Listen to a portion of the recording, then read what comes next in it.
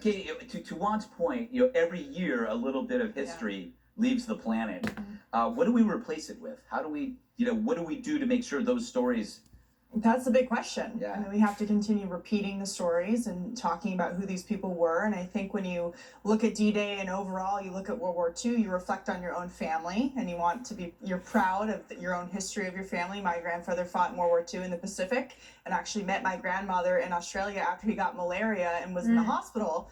Married her there and then came back to the States, and she waited in Arizona for him to come back from the war. Thank God for malaria. Yeah, thank God for malaria. I think that's the only time you'll ever hear that statement. But in terms of, paying it forward, it's really interesting to see the people who are sharing the story of D-Day today and the people who aren't. And it is so important because you look at the humanity of the people that day who knew they weren't going to get out alive, and then you look at the fact that there's not that many of these veterans left, and it just reminds you of how quick life is, but the sacrifices that they made were for our freedom and for the freedom of the future generations. They knew it going in that day, whether they were going to make it out or not. Yeah, Jesse, you could say that they fought a world